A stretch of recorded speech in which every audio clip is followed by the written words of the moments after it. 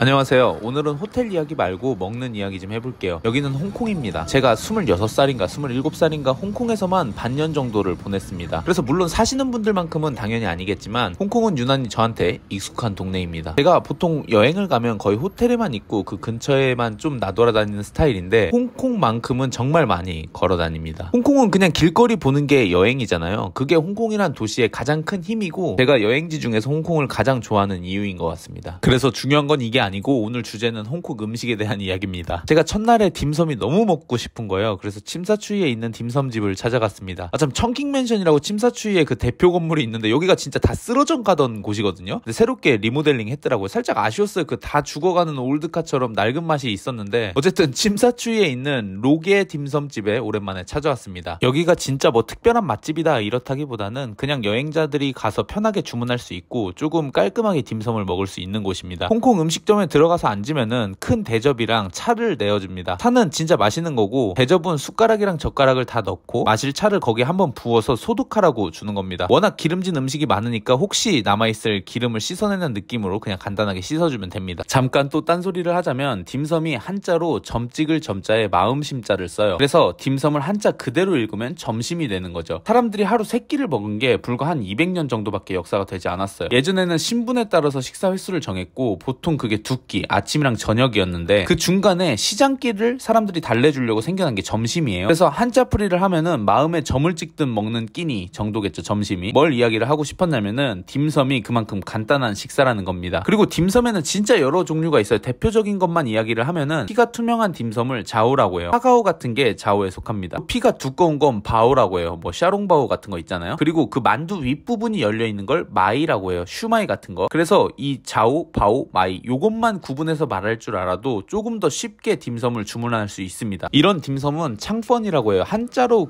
읽으면은 장분인데 이 장자가 창자를 뜻해요. 뭐 돼지 창자, 소 창자 이 할 때 창자요. 그 분은 보통 밀가루랑 쌀가루로 만든 음식을 뜻합니다. 그래서 이게 뭐 돼지 창자를 닮아서 그런 이름이 붙었다는 뭐 유래를 본 적이 있는 것 같아요. 이 창펀은 속도 중요한데 피가 진짜 핵심이에요. 저는 쌀가루로만 이 피를 만드는 줄 알았는데 피에 타피오카 가루도 넣는다고 하더라고요. 제가 제일 좋아하는데 많이 먹으면 엄청 물리고 느끼합니다. 그래서 꼭 옆에 유채랑 같이 곁들여 먹으면 궁합이 아주 좋습니다. 슈마이는 딤섬 속재료를 손님들이 확인할 수 있게 만들면서 생겨났다고 합니다. 사실 저는 이거 개인적으로 슈마이는 딤섬이라기보다 완자에 가까운 게 아닌가 싶기도 해요. 그 딤섬 피 맛이 거의 안 느껴지고 그냥 씹으면 완전 탱글한 새우 완자 맛입니다. 대충 홍콩에 뭐 딤섬이 뭐 종류가 2000가지라고 했나? 뭐 하여튼 진짜 별의 별게 다 있습니다. 맛은 뭐 솔직히 웬만큼 다 맛있는 것 같아요. 저는 홍콩에서 맛없는 딤섬을 못 먹어본 것 같습니다. 보통 딤섬집 가면 디저트 딤섬으로 이 대추 케이크 딤섬이 있어요. 뭐 영어로는 레드데이트 케이크라고 적혀 있는데 그냥 대추 젤리 그런 느낌이에요. 맛은 뭐 좀 삼삼하니 어르신들이 좋아할 것 같은 느낌이고 저는 처음에 이거 간장에 절인 돼지 껍데기 쌓아놓은 건지 알았잖아요. 저는 딤섬집 가면 항상 마무리로 이거를 먹습니다. 로마이까이라고 하는데 뭐 연잎밥이에요. 닭고기 들어간 데도 있고 뭐 돼지갈비 간장 양념해서 넣는 것도 있고 다양합니다. 간장 살짝 둘러서 먹으면 진짜 겁나 맛있어요. 이거는 밥 나오면은 한국인 특 국 찾죠. 저는 국 없으면 밥을 잘 못 먹습니다. 걱정하지 마세요. 와이프 안 시키고 제가 잘 끓여 먹습니다. 지인이 국을 시켜준다고 해서 그냥 기다렸는데 거위발국이 나왔습니다. 이때 홍콩이 가을 시즌이었는데 이때 거위가 월동 준비를 하면서 살이 뭐 겁나 쪄서 맛있어진다는 거예요. 그래서 시켰다는데 뭐 살이 찌면 몸통을 시켜주던가 무슨 발가락을 그래서 제가 닭발을 좋아하기는 해서 웬만해서 거부감이 없기는 한데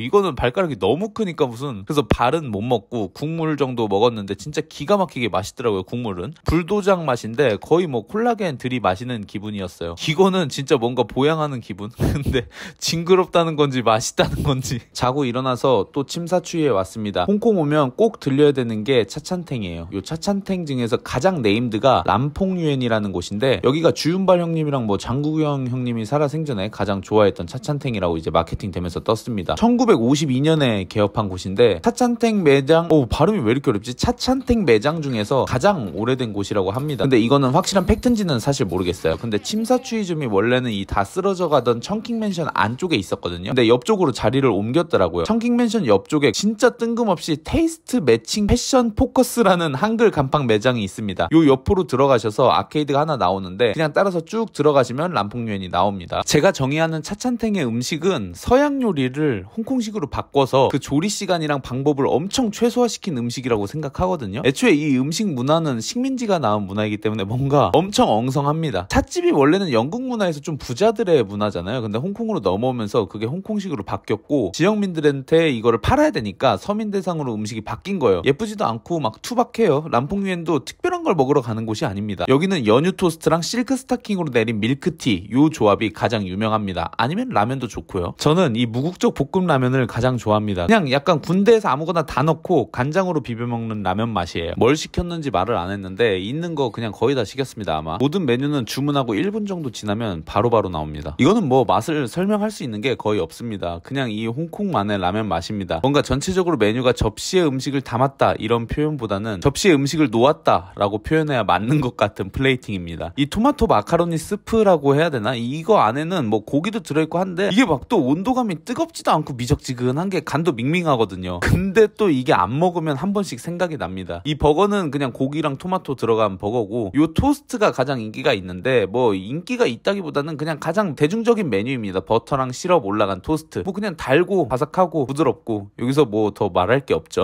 간단히 밥 먹고는 션안에 있는 캐스트리트로 갔습니다. 예전에 홍콩에서 물건 훔치는 도둑을 쥐라고 표현했고 그 훔친 물건을 파는 그 장물아비들이 있잖아요. 그걸 고양이라고 했대요. 그래서 뭐 그런 장물아비들이 모인 거리다 해서 캐스트리트라고 불렀다고 합니다. 지금은 그냥 빈티지 가게가 여기에 특히 엄청 많이 몰려 있습니다. 제가 또 도자기나 뭐 그릇 수집하는 걸 좀 좋아해서 한번 쓱 둘러봤는데 한 50만원 쓴 것 같아요. 대부분 엄청 낡은 가게인데 나름 또 힙한 소품샵도 있고 해가지고 홍콩 오시면 한번 여기 둘러보시고 위쪽에 있는 만모사원까지 같이 엮어서 보시는 거를 추천드려요. 갑자기 거의 가이드 됐죠. 여기 션안에 또 제가 좋아하는 곳이 있습니다. 막 엄청 숨겨진 곳은 아니고 딤섬 스퀘어 키친이라는 곳인데 여기는 개인적으로 저는 밥이 정말 맛있는 곳이라고 생각합니다. 떡갈비랑 계란이랑 간장 조합 이거는 뭐 맛도 있는데 나름 그 양은으로 감성까지 챙기는 그런 최고의 메뉴입니다. 그 밥 위에 돼지갈비랑 닭발 올라간 것도 있습니다. 이거는 좀 조심해서 드셔야 돼요. 그냥 씹으면 이 나가요. 이거 갈비에 뼈가 생각보다 많습니다. 밥만 먹으려고 했는데 지인이 중간에 한 명 더 합석해서 그냥 3명에서 생각 안 하고 보이는 거 다 시켰습니다. 그 와중에 이 볶음면이 제일 맛있더라고요. 지금 생각해보면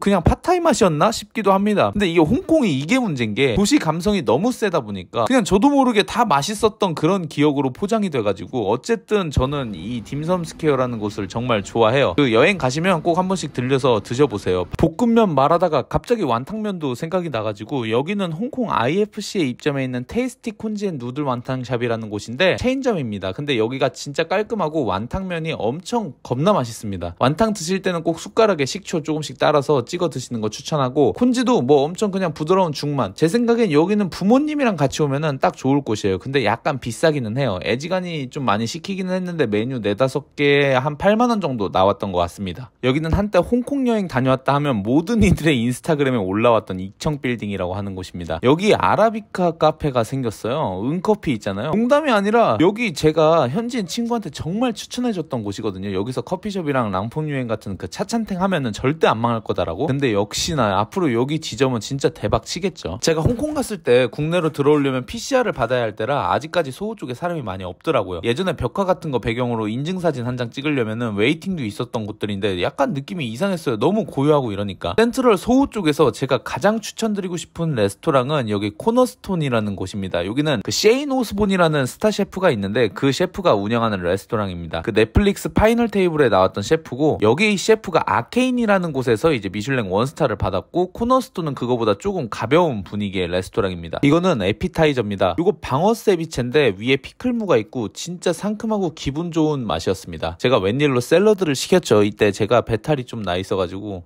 맛은 뭐 그냥 오이, 계란, 치즈 뭐 그런 거. 지인 거 새우 리조트 훔쳐서 찍었습니다. 한 입 먹어봤는데 이것도 딱 잘 만든 새우 리조트 맛이었어요. 뜨는 대로 자국이 남는 거 보면 얼마나 완벽한 점도인지 예상이 가시죠. 저는 좀 배탈이 심하게 나서 가볍게 스테이크 샌드위치 먹었습니다. 분위기도 너무 좋고 음식도 완벽하고 음악도 너무 좋으니까 다 먹고 나오면 기분이 딱 완벽하게 좋은 곳이에요. 홍콩 가시면 서구령 문화지구 꼭 가보세요. 여기 주변에 가시면 홍콩이 앞으로 얼마나 달라질지에 대해서 생각을 해보게 됩니다. 여기는 한강보다 더 좋아요. 걷고 뛰기 진짜 천국이 따로 없더라고요. 슬슬 걷다 보니까 허기가 져가지고 또 먹으러 갔습니다. 다른 날 아니고 방금 점심 먹은 거 맞고 배탈 나 있는 상태도 맞습니다. 밥 먹으려고 트램을 타려고 하는데 기사님이 너무 멋있는 거예요. 그래서 한번 찍어봤습니다. 여기는 제가 굳이 상호를 말하지 않아도 홍콩 어디에나 있는 그냥 식당입니다. 저는 다른 거보다 밥 위에 다진 고기랑 양배추 볶음 올라가 있는 거, 그리고 홍콩식 오이 무침, 치킨잉, 이 세 가지 조합을 너무나도 사랑합니다. 솔직히 제가 지금까지 뭐 맛있다